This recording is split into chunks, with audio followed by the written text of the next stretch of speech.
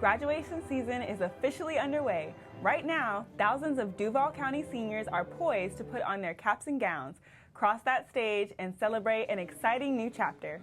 And in just a few days, you and I will be joining in that celebration. Thanks for watching this episode of Real School. I'm Adriana Sorensen, Fletcher High School class of 2014. And I'm Desiree Lee, Stanton College Prep class of 2014. We'll have much more on graduation in just moments. But first, here's a look at what else we're working on this next half hour.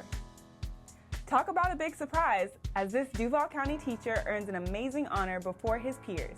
Keep watching to find out who's naming this educator the best in the state. Plus, he's traveling from the capital city to the river city. We're there as Florida Governor Rick Scott holds a special meeting with Duval County students and their parents. Hear what important topic they discussed in minutes. And I'm Jesse Rhodes. Here on Real School, we're not only reporting stories, we are the stories. Coming right up, we'll give you guys a chance to get to know us better. Looks like it's going to be another fantastic show. Indeed. But first, let's get to our top story. The 2013-2014 school year may be coming to a close, but for many Duval seniors, this is just the beginning. Today, we're celebrating all Duval County public school students who have worked hard, reached their goal, and are earning their high school diploma. This graduation season couldn't come at a better time, as the district continues to celebrate record graduation rates as well as increasing college readiness rates. First, we want to extend a job well done to graduating seniors at Alden Road, Palm Avenue, and Mount Hermon Exceptional Student Centers. They have officially walked the stage and have earned their diplomas. Congrats! Commencement ceremonies for the district's 21 high schools run June 2nd through June 6th and will be taking place in different venues throughout town. To check out dates, times, and locations, just head to duvalschools.org. We know it's going to be an exciting and rewarding time for all. For many graduating seniors, the next step after high school is college, but paying for higher education can be challenging. It's why Florida Governor Rick Scott recently paid a visit to Duval County Public Schools. He wanted to know how students and families are counting the cost. Real School reporter Jeida Sevilla joins us now with the details. Jeida? Hey guys, as a student, I can only imagine what it would be like meeting the governor face to face. Well, these students and their parents did just that. They shared their hopes and dreams. I want to be a dentist. I'm major in biology. My college dream is basically to attend FIU. They also shared their concerns. For us, we always know that it's so expensive to go to college. Here inside of the Duval County Public Schools Administration building, a group of students and their parents met with Florida Governor Rick Scott to talk about the cost of college. Joined by our superintendent, Dr. Nikolai Vitti, as well as school board chair Becky Couch, students and parents spent about an hour discussing higher education. They brought up everything from loans to scholarships and financial aid. We have that financial conversation all the time. They've heard scholarships for the last 4 years. We learned that these are smart, hardworking students with bright futures. Many have overcome obstacles, and some will be the first in their family to ever attend college. Yet, many share that they're unsure about how they're going to pay for tuition. We have a little bit of savings, but still, the cost, I'm like, we can do one or the other. We can pay for tuition and you can stay in your car, or you can, we can kind of do one or the other. I mean, you just can't afford to do both. Governor Scott spoke to students about efforts to bring down the cost of tuition in the state of Florida. He also talked about efforts to provide in-state tuition rates for students whose families aren't originally from the United States. But we want to have everybody have the opportunity to get a higher education if they want it. But just saying we want everybody to have the opportunity, it doesn't work if you can't afford it. In a news conference held after the meeting, Dr. Vitti shared similar concerns about college affordability. He hopes lawmakers will listen up and make changes. We've done a lot of work with creating a college-ready culture in our school district, highest graduation rate that we've ever seen, highest college readiness in math and reading as well. So not only are we graduating more children, but more children are graduating ready for college. The last thing we want to do is encourage children to think beyond what they're usually used to, and then economics are the obstacle to making that dream and that hard work become a reality. And so it's important that we keep that cost low enough where all students have the ability to go to college and improve their lives. And also it's a return on investment for our state, because then we have students who are employable, and then they're paying taxes, and then it's just full circle for us. So it's important that we keep the tuition low, that we give an opportunity for these children who are working very hard. In the end, students we spoke to say they feel hopeful knowing that district and state leaders are speaking out and seeking change. Like, I learned a whole bunch of information from other people's experience that was common just like myself, and I just heard an insight from the governor. Governor Scott has been having meetings like this all over the state with students and their parents. With talent like theirs, they'll go very far. Back to you guys. Joining us now with more on this discussion is our Superintendent of Schools, Dr. Nikolai Vitti. He's in the studio with Real School anchor Jacob Pinkney. Hey guys, and Dr. Vitti, thanks for joining us. Thank you. So, Dr. Vitti, you participated in the roundtable and you heard Governor Scott say that when he went to college, his tuition was only about $200 a semester. But really, what's affordable? You know, it's a good question. Affordable in my mind means creating a structure where, and that those that want to go to college and earn the right to go to college based on their performance in high schools, in high school, shouldn't be prevented from going because of economic reasons.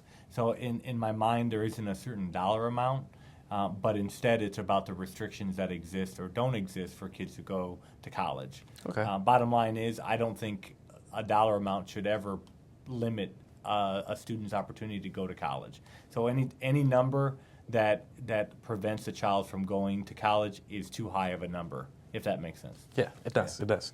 So the district has a great number of college readiness programs. Tell us about them and the benefits they offer.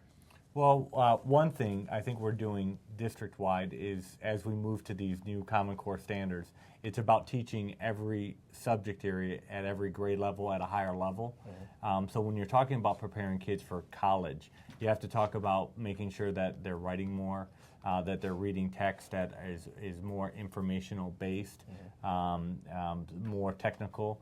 That overall in multiple subject areas students are reading. That they're forced to support their argument or defend an argument. And so I think that's happening just right. Specifically to college-going culture, it's creating an ACT-SAT for all 11th graders. It's promoting ACT tests being taken at the school level on Saturdays. It's offering tutoring on Saturdays for ACT-SAT. It's taking more dual enrollment classes, so more college courses being taken by high school students, either on the high school campus or going to the college campuses. Our early college programs, where students are taking, getting their associates by the time they graduate from high school.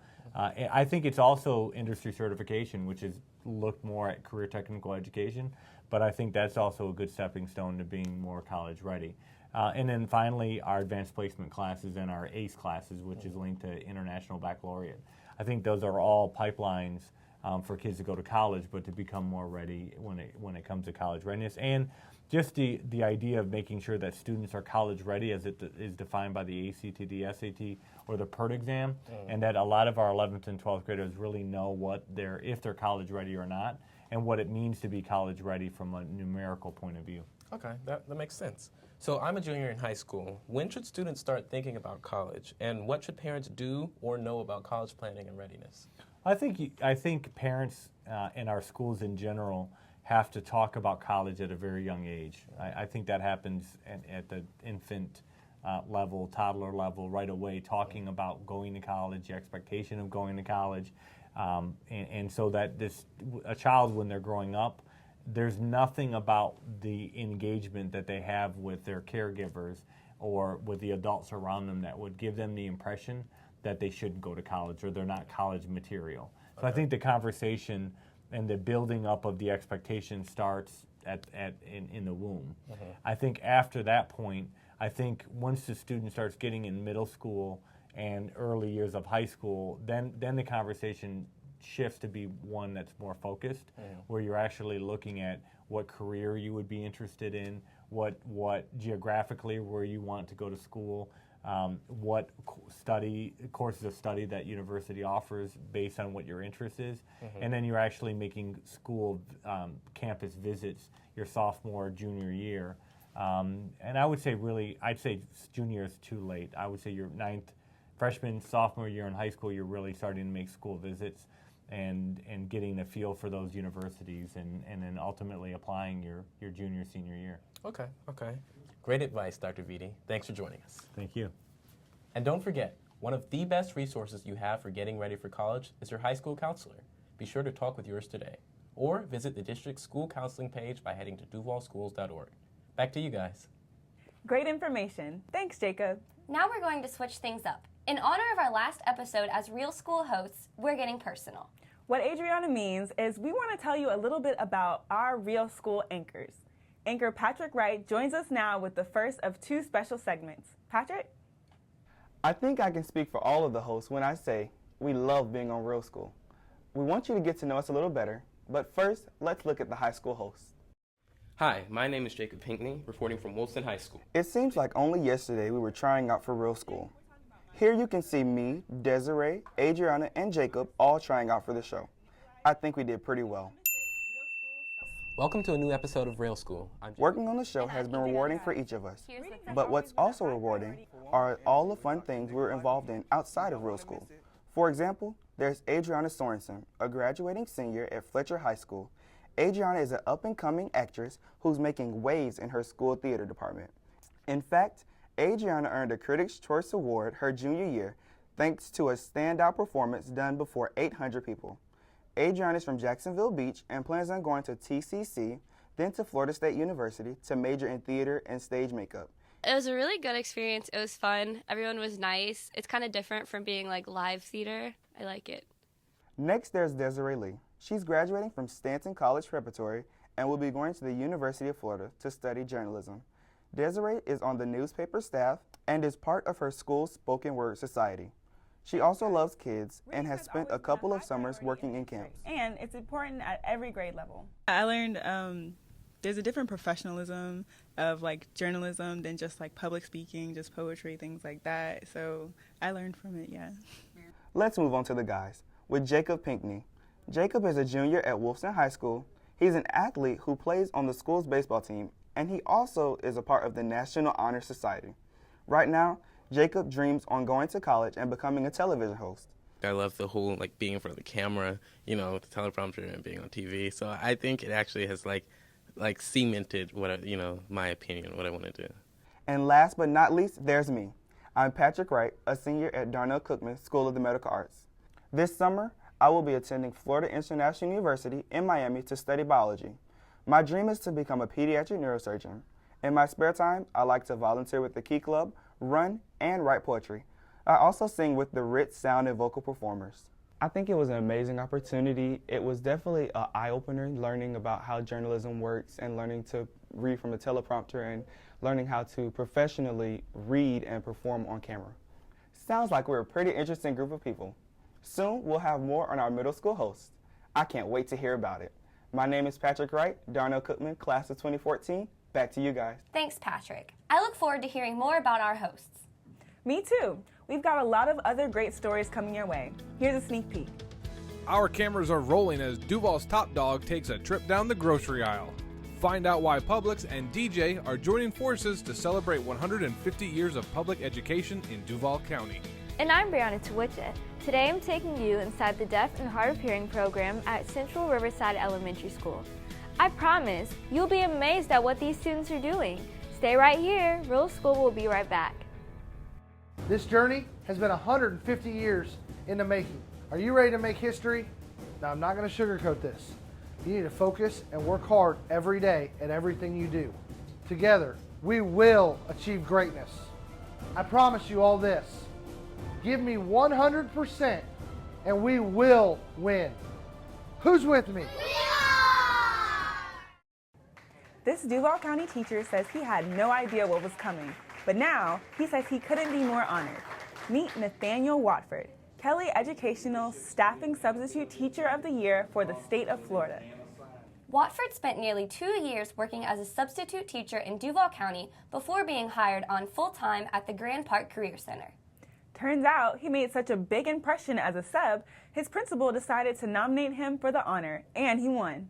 Kelly Services presented Watford with the award in a special ceremony at Grand Park. His wife, who's also a teacher, was also in on the surprise.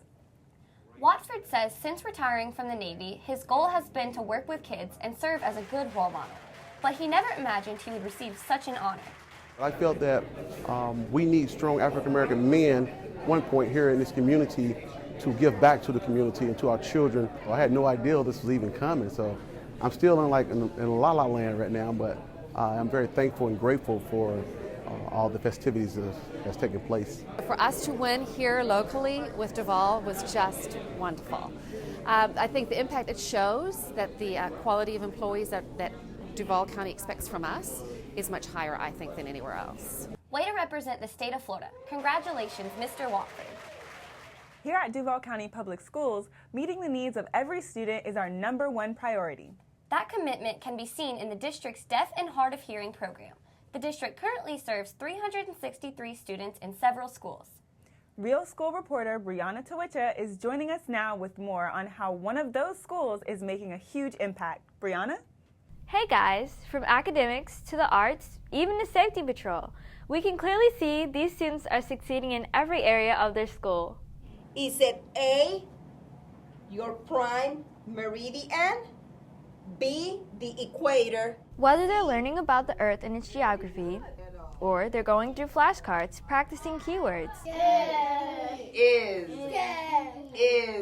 Students in Central Riverside Elementary's Total Communication program are receiving a top-notch education, and they're having fun doing it. I like to work,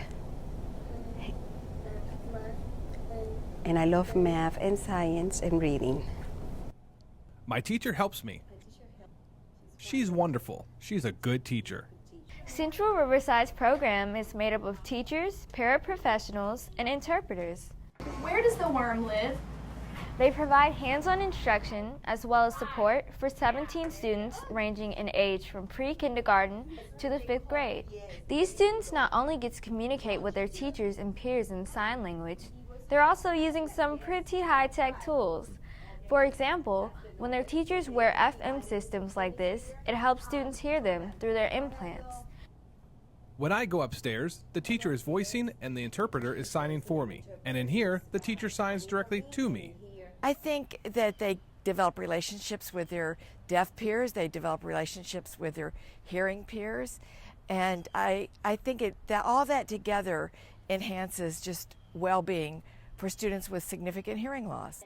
But before you think that students in this program are separated from the rest of the school, think again. With the help of interpreters, students are learning in regular classrooms. They're also involved in extracurricular activities. 5th graders Reggie Yatko and Marlon Fryer are proud members of the School Safety Patrol. But I have a job if a person is bothering another one, then I have to tell them to stop. Or if they get in trouble, I have to tell another person. Students in the Total Communication program are also making a splash in the arts. Check out this display. Look closely and you'll see each of these paintings has a technological twist. All you have to do is use a cell phone and scan these QR codes, and immediately you're brought to a blog with an artist statement signed by each student.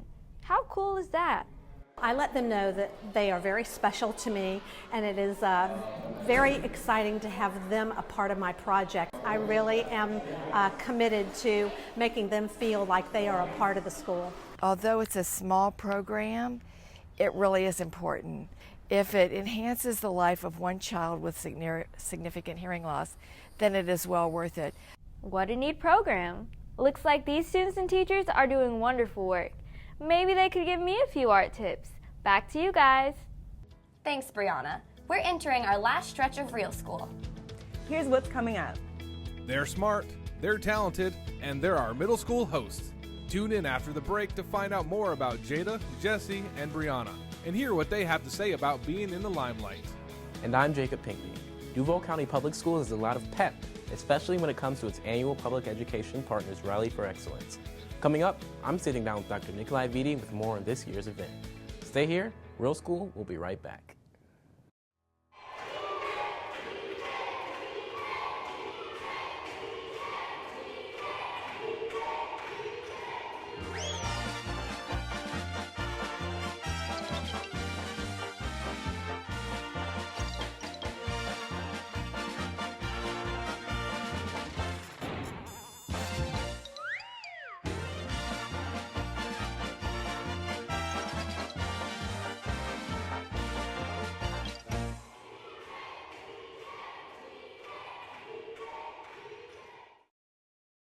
Welcome back to Real School. In case you haven't heard, this year's Pep Rally for Excellence was a huge success.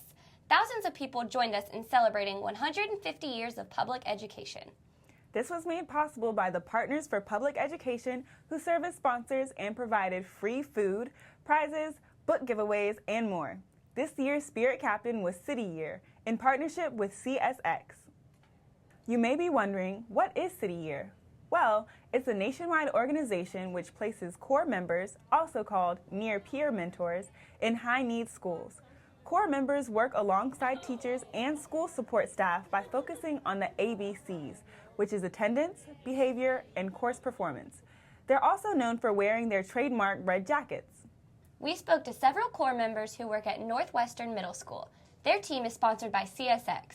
They say educating students is hard work, and it's an important job that everyone, from parents to corporations, must play a role in. Well, not to be cliche, but it does take a village to raise a child. Without that critical input of community resources, you can't expect the schools to really do justice to the students. They're learning that CSX is a corporation that is not only, serving as a business, but they're also involved in the community. So it helps the community members believe in the corporations like in Jacksonville. Our students are our future. They are, our most valuable resource, in my opinion. And, they're human beings. They're gonna carry us through tomorrow. It's important to give back. Speaking of great supporters, Publix also played a huge role in helping the district celebrate two big birthdays at our pep rally, the district's 150th and DJ's 13th. We got this fun video of him cruising through the aisles at this Publix on Old St. Augustine Road, having a good time making new friends, and even bagging some groceries. Looking good, DJ. In addition to sponsoring DJ's birthday party, Publix also sponsored our first ever Reading is Fun run. What a fun way to celebrate education. Jacob Pinkney joins us now with our Superintendent of Schools, Dr. Nikolai Vitti. He's here to talk more about these partnerships and our pep rally. Hi, Jacob. Hi, guys. Dr. Vitti, first of all, congratulations on the success on the 2014 pep rally. This event attracts a large audience of people each year. Why is it so important? It's important because building off the success of the inaugural pep rally, it's a way to bring the city together and rally behind public education and our overall new way of work and sense of urgency that we've brought to the city's public education system to do better for children.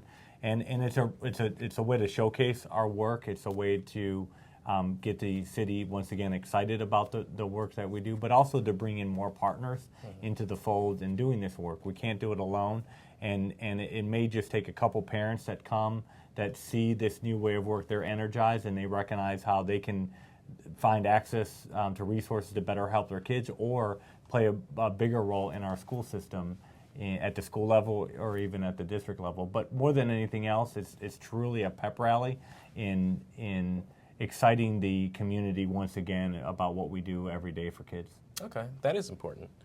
So we just heard City Year Corps members talk about the importance of everyone playing a role in our kids' education. You've worked in other communities. When you make the comparison, what have you seen from people in Jacksonville? What I see for people in Jacksonville is a deep commitment and the demand for better public education. I think that the city recognizes that everyone benefits from a better public education system. The business community benefits, the city as a whole benefits because its young generation is going on to be leaders in the city, that they can leave the city, get an education, and come back. Crime rates are lower, more investment in actual what's happening day to day in the city and not in incarceration, higher literacy rates, going back to employers having employees that are good citizens, that they can problem solve, work together with high literacy skills. So we all benefit from a better education system. But what I see in the citizens in Jacksonville is pushing the system to be better. And multiple either business community or nonprofits also willing to come forward on behalf of kids and work with the public school system to fill gaps that exist in our organization. Okay, all right. So this pep rally comes at a time of year when most kids are just throwing their backpacks and school supplies in a corner. Do you have any parting words of encouragement or summer assignments you suggest for kids and families? read, and read. And then after you're done reading, or if you're not reading, talk. And what I mean by talk is discuss issues. I don't think our young people are talking enough with adults on issues. I think it does happen, but in pockets. I think every home, regardless of the educational background of the parent or grandparent, uncle, aunt, whoever it may be, there has to be time and space to talk about issues, political issues, controversial issues. Do you agree? Do you disagree? Supporting your argument? All that's linked to being college ready. It's also linked to our new standards that are coming, where kids are going to have to apply what they're learning, not just regurgitate what they learn. And ultimately, the more we get our kids to think, the better successful they'll be in school, but also in life in general. Those are skills that are productive skills regardless of what you're doing in life. The ability to think through issues, think for yourself, and defend and support arguments. And I think that's what I hope kids do over the summer, outside of reading. All right. Well, once again, thanks so much for joining us, Dr. Vitti. Thank you. Adriana and Desiree, back to you. Thanks, Jacob. Before we head out, we want to bring you a special report about some special people, our middle school hosts. We've been watching them bring us great stories all year round. Today, we're hearing their stories. Real School reporter Jessie Rhodes is here with the details. Hey, Jessie. Hey, guys. I must admit, it's a little bit weird talking about myself for a change, but I think you'll enjoy getting to know a different side of us. Hi, my name is Jessie reporting. Jeida, Brianna, and I have really come a long way from the time we auditioned to where we are now. I gotta say, it's been a whole lot of fun representing the district and showing up on your TV screens every month. Want to know what we're really like outside of the show? Let's start with Miss Jeida Sevilla. She's a 6th grader at La Villa School of the Arts. But you won't do the same if my body was on fire. Jeida is an aspiring singer who's placed in local competitions, including Ritz Amateur Night. Jeida also loves to draw and do fun accents. I learned different things about schools in their district. It was really fun. It was different, and it was a good experience. Our next middle school host, Brianna Toawicha, has a lot in common with Jeida. This 6th grader at Twin Lakes Academy also loves to sing.